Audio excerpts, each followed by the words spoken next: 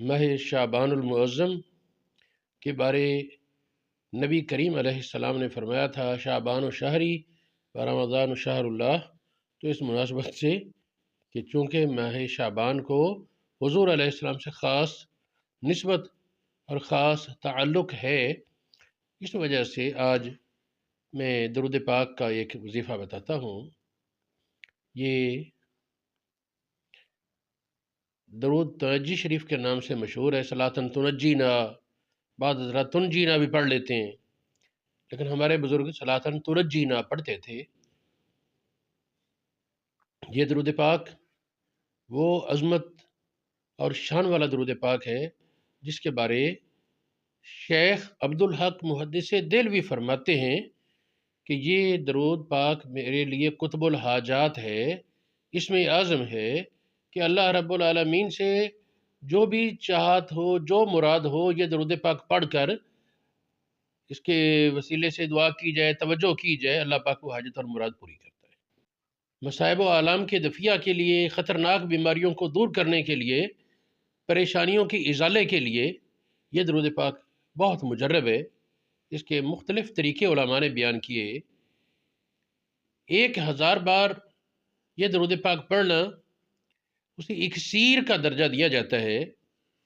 جس طرح ایک دوائی ہوتی ہے جو تانبے پر ڈالی جائے تو سونا بن جائے، اس کو کہتے ہیں کیمیا، اکسیر۔ میں اس وقت یہ نہیں کہہ رہا وہ دوائی ہے یا نہیں، میں صرف یہ کہہ رہا ہوں کہ وہ جس دوائی کے بارے کہا جاتا ہے کہ وہ اگر تانبے پر ڈال دیں تو سونا بن جائے، اکسیر، اکسیر کی تاثیر ہے اس درود پاک میں۔ یعنی ادنا کو اعلیٰ اور معمولی کو عظمت والا اور حقیر کو وقار والا بنا دینے کے لیے، اور بہت سے اس کے مجرب معمولات ہیں۔ حضور علیہ السلام کے اہل محبت میں سے ایک بزرگ تاج الدین الفاکہانی ایک بحری جہاز میں تھے۔ سفر کے دوران یا کوئی بھی صاحب تھے، ایک بزرگ بحری جہاز میں تھے، بحری جہاز چل رہا، اچانک اتنی طوفانی ہوا شروع ہو گئی کہ ملاح نے اعلان کر دیا کہ اپنی گناہوں سے توبہ کر لو اور ہمارا جہاز ہمارے کنٹرول سے نکل چکا ہے، اب اللہ پاک کی خاص کوئی مہربانی ہو تو بچ سکتے ہیں، ورنہ بچنا ناممکن ہے اور یہ جہاز تھوڑے ہی وقت میں ہچکولے کھا کر ڈوب جائے گا۔ سارے جہاز میں شور و غوغا اور رونا پیٹنا شروع ہو گئے۔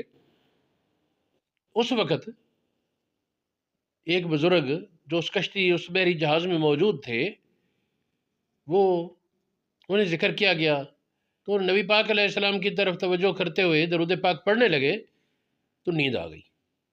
خواب میں آقا علیہ السلام نے یہ درود پاک کا صیغہ تعلیم کیا اور فرمایا کہ یہ درود پاک تم اور تمہارے ساتھی مل کر 1000 بار پڑھو، اللہ پاک خیر فرمائے گا اور یہ جہاز بخیر و عافیت کنارے تک پہنچے گا۔ چنانچہ جاگ کر انہوں نے لوگوں کو کہا، چنانچہ انہوں نے کہا ٹھیک ہے شروع کرتے۔ ابھی 300 بار پڑھا تھا کہ مخالف ہوا موافق ہو گئی اور خطرہ ٹل گیا۔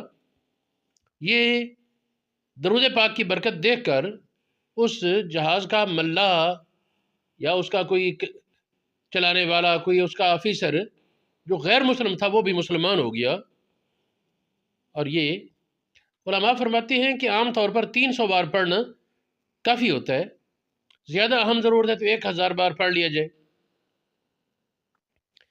بعض اہل اللہ نے اس کی 40 دن کی زکوٰۃ روزانہ 1000 بار پڑھ کر دیے۔ بعض مشائخ نقش بند وہ 3 دن بتاتے تھے کہ کوئی بھی کام اہم ہے جو اللہ پاک سے ضرور منظور کروانا ہے تو 3000 بار یہ درود شریف پڑھا جائے تو مشکل سے مشکل کام کے آسانی کے لیے، حل کے لیے یہ بڑا مجرب ہے۔ ایک بار میں پڑھ دیتا ہوں کیونکہ بہت سے صیغے اس میں کم و بیش کیے جاتے ہیں، تو جب زیادہ تعداد پڑھنی ہے تو پھر اتنا ہی پڑھنا چاہیے۔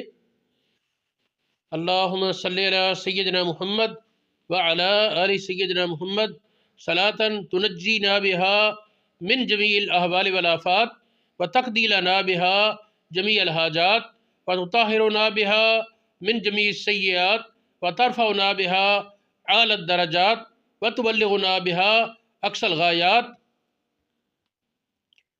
من جمیع الخیرات فی الحیات و بعد الممات۔